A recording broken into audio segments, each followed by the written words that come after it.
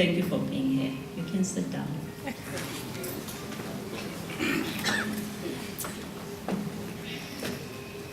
I don't know. You know, when you're home, I just want to hug all of you. You know, I used to stand in front of people that I don't know. You know, I'm happy that I can say Mobile. Yeah, ndiyabulela kakhulu, enkosi kakhulu ngokubani thatha ithuba nize apha.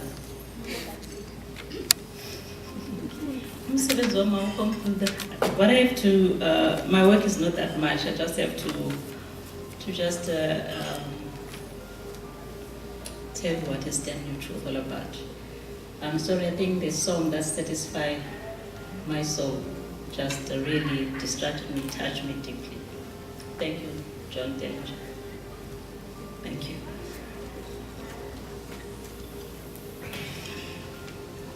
Stand Your Truth is an organization that I started in 2010. It's got 3 areas. It's got me, Mandisa, as an author and a public speaker. That is where the story begins in the books that they say they are available. And it's got the Stand Your Truth platform, which is what we're launching today. The platform is more about adults, young adults and teenagers. I am inviting people to come and we talk, we have this conversation about effective communication between adults, young adults and teenagers. As I said, the reason is that it's starting from the story in the book. And then the third part of Stand Your Truth is the program, that is a school program that is to be implemented in schools so that we can leave our children with not just a financial inheritance, but a human-based inheritance so that could sustain them. I don't know whether that makes sense. But today we're going to talk about the platform. You know, when I grew up, I never enjoyed my childhood. I don't know how it is to be a child. And I moved from my teenage life into my young adulthood life and into my adult life. And I noticed a lot of things happening as I moved through these stages. And as I'm an adult now, I saw myself doing the same things to my children. And at some point I sat down and said, no man, there is something that is not right. So the platform, we have adults, we have young adults, we've got teenagers. We've got adults talking to themselves in the chat rooms, we've got young adults talking to themselves, and we've got teenagers. I think we all here we hope to agree that there is this discord between the adults, the young adults, and the teenagers. We are talking in different spaces. And I'm calling on adults to take responsibility, some responsibility, and reach out to our young people. And at the same time, I'm talking to the teenagers that they should also take responsibility and understand where their parents come from. So that is what the platform is all about. And I think somebody told you that you can log into the website, where there will be chat rooms, and you leave your email address and your mobile number. I think I'm correct. These stories that I know that you know I don't have the answers. I just want us to I don't have solutions. That is why I'm starting the conversation. So I'm not here to say you have to do that, you don't do that, you have to do that. But I'm starting the conversation. Probably maybe I'm brave enough because I know once you start talking about these things, they become so sensitive to people that you think you know how to raise my children. You think you know. I don't know anything. But I know as we're sitting here, if you're a parent, if you're a young adult, if you're a teenager, there is a problem communicating something to your mother or to your child or to a cousin. Or there is a problem there. This has got nothing to do whether you go to which church or you go to a political organization or what color you are. But I tell you, when you go home behind those closed doors, we face the same universal challenges as people. That is why that's what we're talking about. We're talking about those issues. Let us be able to talk and have these conversations openly and in truth and in honesty with our children, as so much as our children. I would like to see a situation where we are able to say to our young people, you can go to a club, it's okay. And as a parent, you can sleep because you've got a responsible young adult. And I would like to see a situation where teenagers are able to express themselves openly and truthfully. Because what happens is that there's a time where we lose that bond of innocence between a child and a parent. You know, so when you know, if you not when your child, when the kid's about 2 or 3 years old, they will break something and they will run to you crying, say, "Mom or Dad, I broke it," and crying. But when does that stop? Now somebody breaks something or does something and she hides it or he hides it from you until you find out, and then after you find out, somebody even says, "No, it's not me." Can we keep that relationship, that they can be able to come to us and say, "I've done something wrong. Dad, I've done something wrong," and we're able to communicate with them. I'll make one example. We left South Africa, we went to the United States. I don't know anybody in the United States. I don't have a brother, I don't have anybody there, I don't know one. First week in the United States, my son has started school, and this Friday morning, he says to me, "Mom, can I go hang out with my friends at Starbucks this afternoon after school?" Oh, and I'm like, Starbucks, oh my God. And then, remember, I'm from the rural areas, from the Eastern Cape, and the word hang out. Wow, what does hang out mean? What are they going to be doing there? With who? I don't know anybody here. And then I've got these fears, all these questions going on in my head. And my answer was a very sharp no. That's not going to happen. And he leaves to go to school, he's not happy. And during the day, I am worried that he's not happy, and I'm thinking, and you know, that made me sit and think and ask myself questions. First, why did I say no? And fortunately, I was honest enough with myself to answer myself that it's because of the fears, of my own fears. It's got nothing to do with his friends and hang out and Starbucks. It's because of my own fears. I couldn't tell my son that I fear that if something goes wrong there, I will not be able to handle the consequence of that. And you know what, that happens now. My son, the next week, he's not going to tell me that he's going to hang out at Starbucks with his friends, because he knows that I'm going to say no. He's just going to come back home late, and probably maybe something really wrong would happen. But when he came back from school that day, we had a conversation, and I said, "You know what, I'm very sorry. I said to you no, and I didn't explain my no. The reason I said no, it is because of my own shortcomings, of my own fears. And let's discuss this, and this is what I worry about, this is what I worry about, this is what I worry about," because I was born in 1970. You know, and my son cleared a lot of things, and "Mom, these are my friends. These are my mom, this is my mom's, his mom's number, this is this is what we're gonna be doing at Starbucks, and this is how long I'm gonna stay at Starbucks, and I'll be calling you in every hour so that you don't have no worries. And the next time we go to Starbucks, I'm happy, he's happy." These are the things that I want us to talk about. And when we come to young adults, you know, I always say that, you know, that life is when I talk to these young people, life is like a house. You know, it's like building a house. When you are at your teenage life, you are at your foundation. When you are at a young adult life, that is where the structure is. And when you're an adult, that is the roof. So if you're an adult and your roof is leaking and the windows are shaking when there's wind and storms, then you have to check your structure or check your foundation.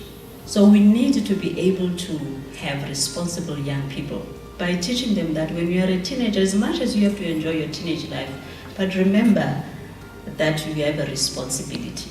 So that is what is happening on the platform. 2 years ago, the 200 plus young people in Brazil died in a club. There is nothing wrong for those people to go to the club, right? They went there to enjoy themselves. But you know, I sat down and I thought, you know what? These parents, they don't sleep day and night putting money for these kids to go to tertiary. And these kids at his third year, when you're just as a parent saying, you know what? He's just finishing. He dies in a club. Because we have to really have these conversations with our young people. Because these days we have young people that don't have sense of worth, you know? They know that I'm just waking up and I must go to school and I must have good grades and I must pass, and then after that I must go to tertiary, and after that I must find work, and after that I must just get married, and after that I must have kids, and I just recycle this whole thing, you know? And when they go there, they don't realize that we are all here, you know, we are all here for a reason. That is why I'm different from you, and from this other one, and from this other one. We need to have these conversations with our children so that they can start building their sense of worth. So these young people, they die in a club in Brazil. And as I mentioned, I'm sitting as a parent, I'm thinking, my daughter is on her third year at university, and I've worked so much, I've done so much, and then all that hard work just goes down, and I have to bury it. Because they are not aware of their responsibilities and their surroundings. Now, if you've got responsible young people, when they go to a club, they know when to start and they know when to stop. And they look at their surroundings. It is a safe place for us because we have a purpose. So what I'm saying is that we have to align our vision as adults to our young people, and not just continue doing this work and working on a daily basis, and we don't sleep and we don't think, and our young people are not involved. I am not saying you have to expose everything that you are doing and tell them how much you have in your account, but at least let us have this conversation so they know, if I'm not sleeping today, it is because I am worried about you and this and this and this and that. As I mentioned, that I'm not here to say that I've got solutions, but I'm just here to start the conversation. So the conversation about this issue is on the platform.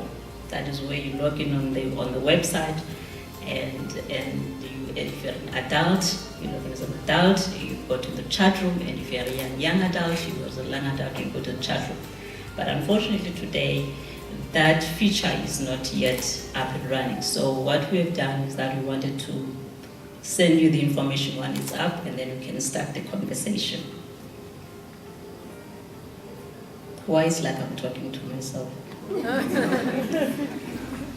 You know, that's why I say when you start this conversation, people start like,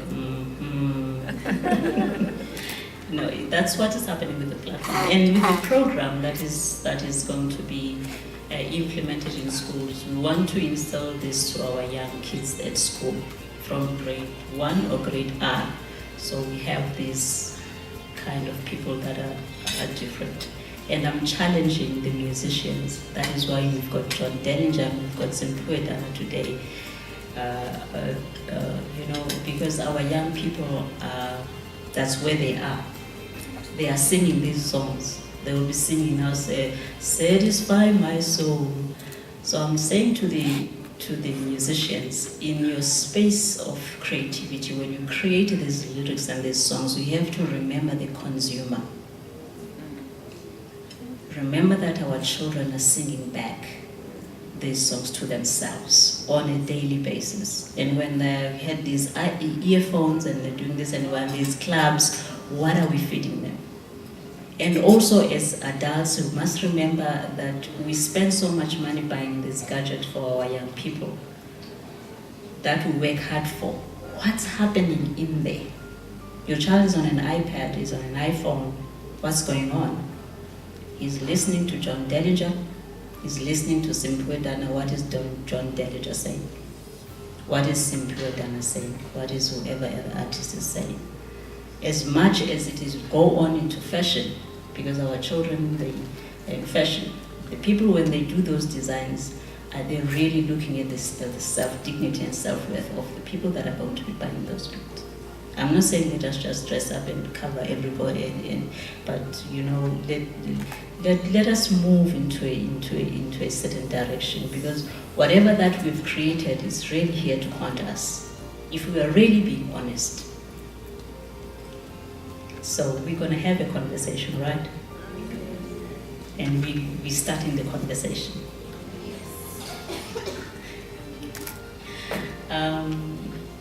I don't know whether it's I think I've explained the platform and why we were here today, and starting from the box. And as I said, we have to start the conversation. I don't know whether there's somebody who wants to ask more on, because I'm not here to preach. I'm just here for us to start the conversation. And I made that very clear when we started, that there's no preaching today. It's interaction. Can we use this one? All right. Remember, we explained that some of you will have highlighted papers. Perhaps whilst you look for your papers, if you have a burning question whilst listening to Mandisa now, you can come through and ask the question. I don't know if it's a question, but it's more around, you know, I'm very open about like sexuality with my kids, not as in, my kids are very young, they're like 4 and 7. So I'll use certain words, and my husband will always say, no babe, don't do that. Why are you saying some of these things right now? I'm not saying anything inappropriate, I'm just very specific about a penis and I just want to know, is that too young to be? I'm just open. I'm open about everything, and I think he's very traditionalist. And when do we start? Thank you very much. You know, as I said earlier on, I will not be able to say when is it appropriate. You know what's going on behind your closed doors. You know what to say and not to what. You're an adult, you know when to say and what to say. But I like that you've opened that door. What I'm saying is that let us open that door of communication. Whichever topic you think it is probably relevant at that time in your house, but if it opens that door, use it. Because I tell you, I had a problem with my daughter. She's 24 now. When she was a teenager, there was a real problem. I lost my daughter for 2 years. I didn't know where she was.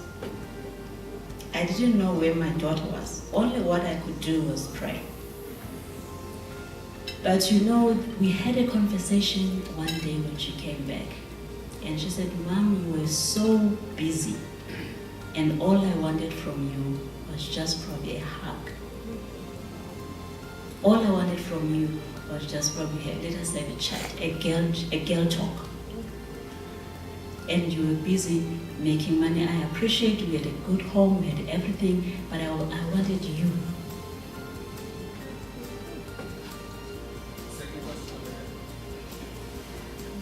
Hello? Hello. Hi. So just in terms of the openness with your children, how do you work the balance between having conversations? Because once you start opening up those lines, I mean, traditionally with our parents, there's a certain point where you say no and it's no, and we're not talking about it. It's no, there's no negotiation. That's exactly what we're talking about. So now we have to explain the no and explain the yes, not just the no. Explain the yes. You know the reason I say yes? Because you've done so well. I am happy about this. And you know, let us explain the yes and let us explain the no. That's where there's a problem, because there's just a no without no explanation. You say, as I mentioned, I said no to my son, and I realized that I just said no and I didn't explain my no. And the next Friday, he will just go to Starbucks without asking. And that's when the problem starts. And he's gonna do the next thing and the next thing and the next thing without asking. So that's what I'm trying to do. We have to explain the no as much as we explain the yes. Because there is some good in the yes and also there's some good in the no. But the problem is that we are not explaining this. We just, because that sharp no, it cuts that communication, and she's not gonna, or he's not gonna come back and ask you. She's just gonna go on and just do what he wants to do or she wants to do. Just to add something, and if you do feel like adding something in some of the responses we give, please feel free to do so. On the birds and the bees, if somebody had told me that there is something called a penis, when it enters a vagina, it creates a baby. I was raised by my grandmother, and she would say, stop playing with boys, bazakumetshisa. And basile. I was the only girl amongst 4 boys. So what is she saying about my brothers? Exactly. It was a confusing message. So as long as it's within context of building, be cautious now that Mtana doesn't say, Mami pipi amhlung once we're having food. So teach them, yes, call it what it is, name it what it is, but also teach them appropriateness. Okay, good evening everyone. Mandisa, thank you for your address. I was very fortunate to be raised by open parents, and my mom and I still have a very open relationship now. I'm 21 this year. And so the challenge that I'm actually experiencing in terms of communication, communication is great, but it's the question of now I kind of want my independence in terms of what happens in my life and what I do. So for example, now she wants to be involved in everything, and I don't necessarily want her to be involved in everything. And I know if I say, Mom, no, can I just have my space, it will break her heart. So in terms of saying, okay, Mom, I'm grown now and I'm growing, so I don't need you to be so involved in my life. But I still love you and I still want to chat, and but it's overwhelming sometimes. So I just want to hear from the moms here. But have you noticed that the minute that you want to not say things, then there's something that you know that is not right about that? Yes, but it's not necessarily. What do you want to hide from me? What do you want to hide from me? No, it's not anything that I want to hide, but it's just that her wanting to be involved gets overwhelming, and I just kind of want that. Because you want to hide something. No. Give us an example. Does she maybe ask a question with you? How was it last night? For example, when you were with your friend. Okay, for example. Okay, let me just try to think of a very good example. Okay, so say I've gone to a meeting with my friends, and it was just a catch up. It's like, yeah, Mom, it was great. I went out with Mbali, we went and had drinks or whatever it is that might be the case. So now it's going to begin at, she wants to know literally everything we spoke about, and go even beyond that. And it's like, okay, but Mom, how much more can I tell you? It's okay. Not that there's anything to hide, but it's just that, independence of, and then the next day it'll be, so when are you meeting Mbali again? What are you guys going to be doing? What are you doing today? Are you guys going to meet next week? It's like, Mom, I think, no. Mandisa, it ties in with that question. Where do you draw the line? Being open and being a buddy and remembering that you're still a mom. Yes. It really depends. It really depends on the circumstances and the situations, because I know that I do chat with my children, but I let them create their own boundaries. That, Mom, we can talk this far, and when I see that, okay, this is where the conversation stops, and then I stop. But I start it, if I'm not satisfied, I start it with something else, and I get my answer. Because most of the time, parents are just worried.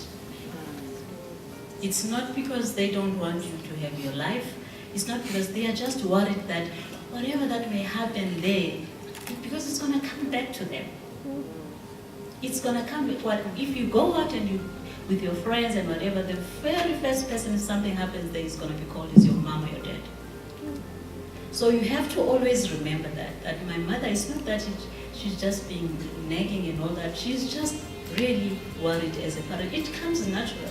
It's not something that a mother sits and plans, I want to know what is she doing, how many times I should brush her teeth. No, she's just worried. As I mentioned earlier on, so most of the time it's because of our own fears, because of the things that we've gone through. And we don't want our children to go through those things.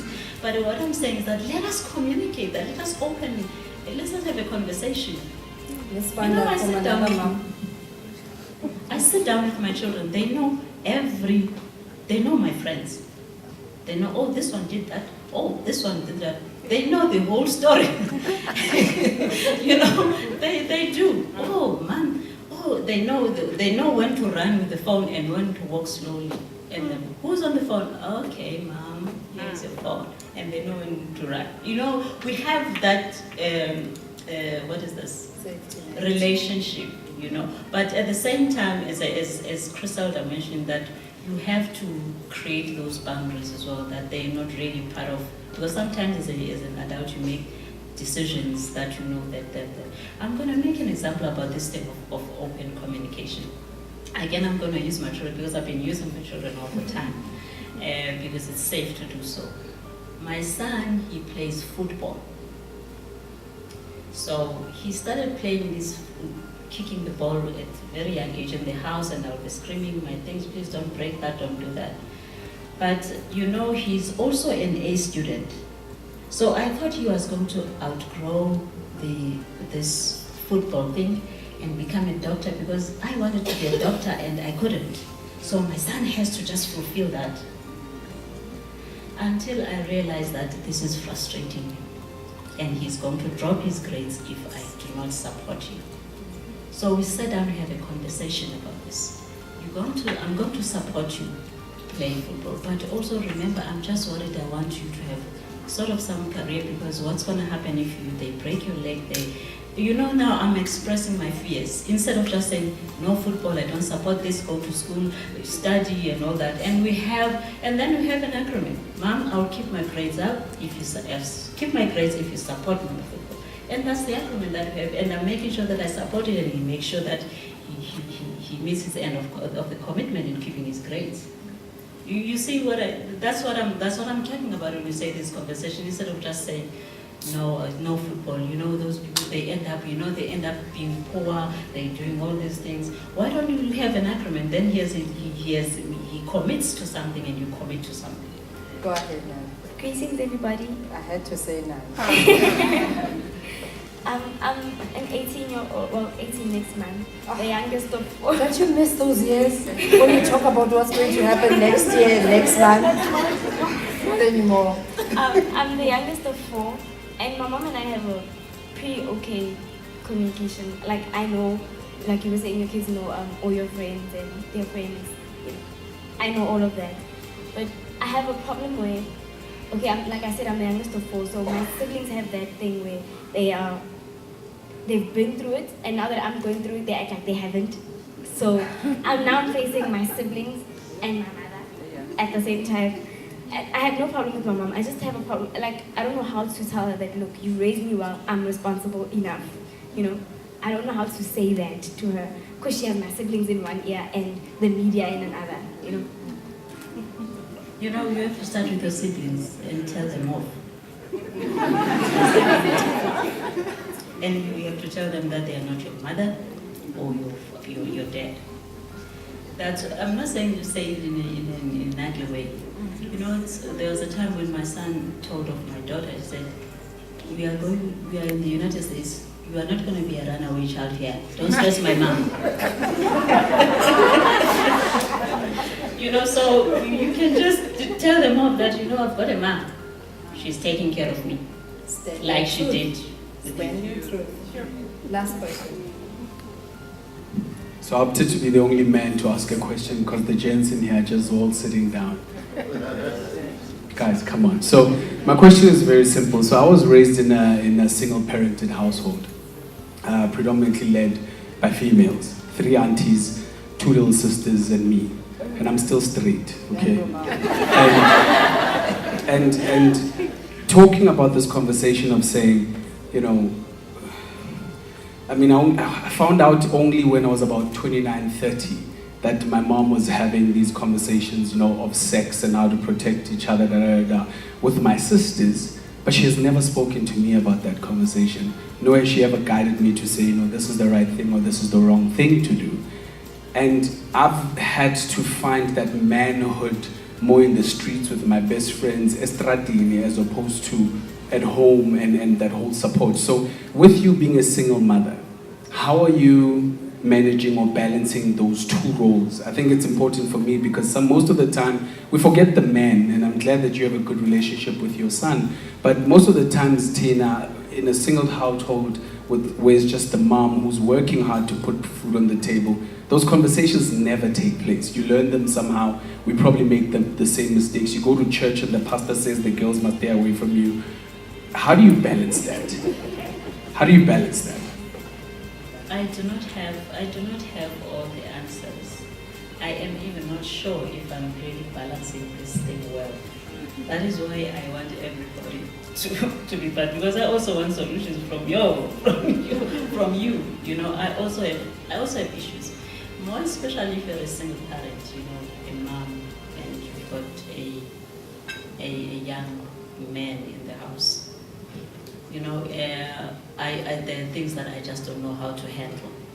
But what I've done is I've exposed my son as much as I can to other adults, you know, my friends, his uncles, his nieces, you know, so that he has time then they help me cover that space. But it's not easy.